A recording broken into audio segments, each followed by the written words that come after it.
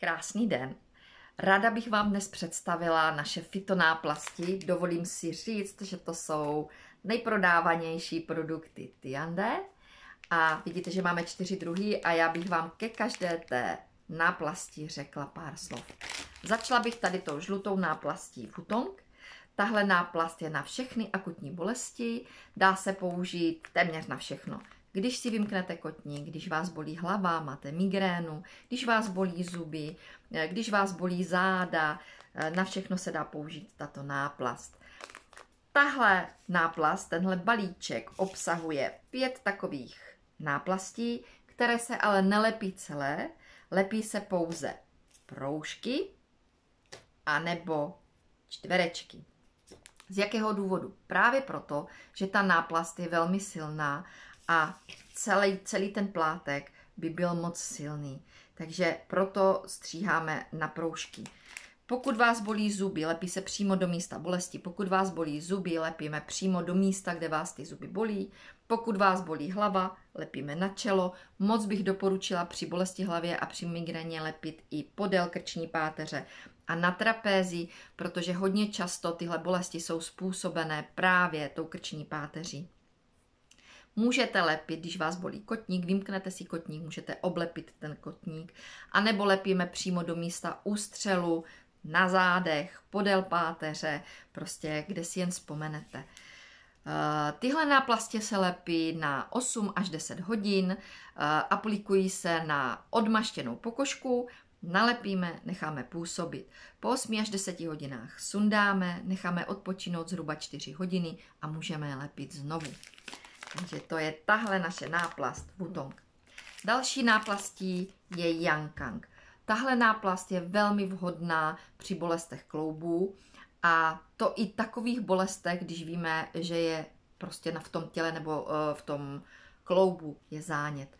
Takže zase stříhají se takové proužky, lepí se kolem kloubu. Já vám to ukážu na lokti.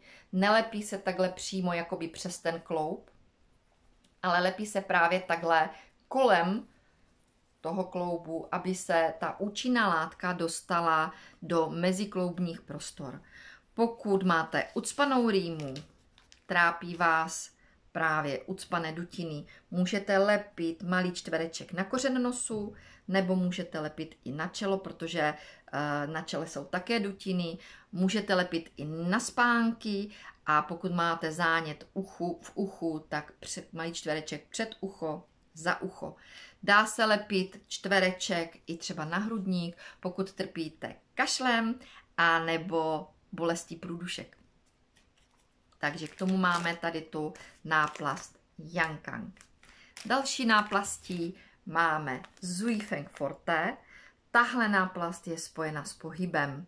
Všechny bolesti svalů, kloubů, úponů, šlach můžete použít tuhle náplast. Opět proužky náplastí lepíme přímo do místa bolesti.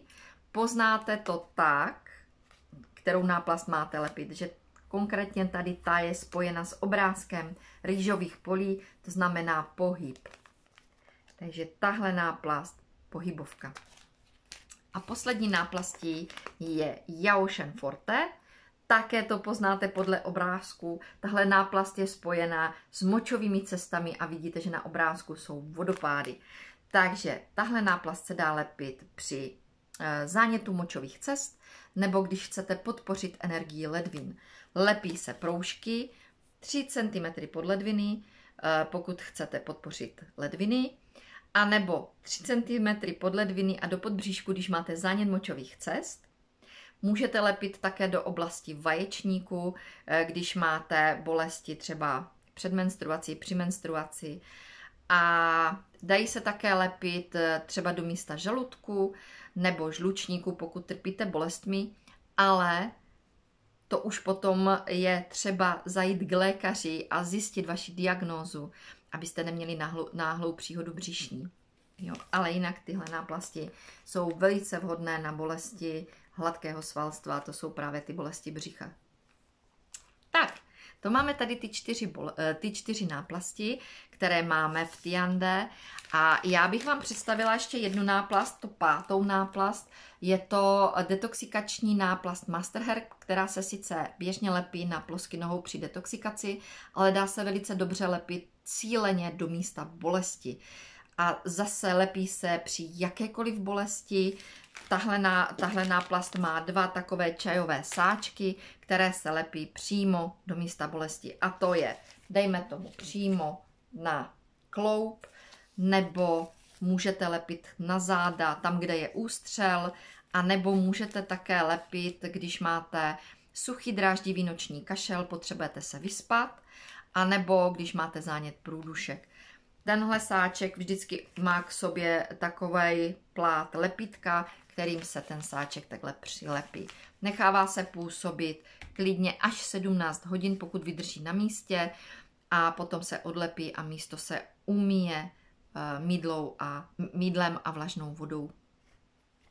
Tak, to je všechno o našich náplastích. Mějte krásný den a zatím nashledanou.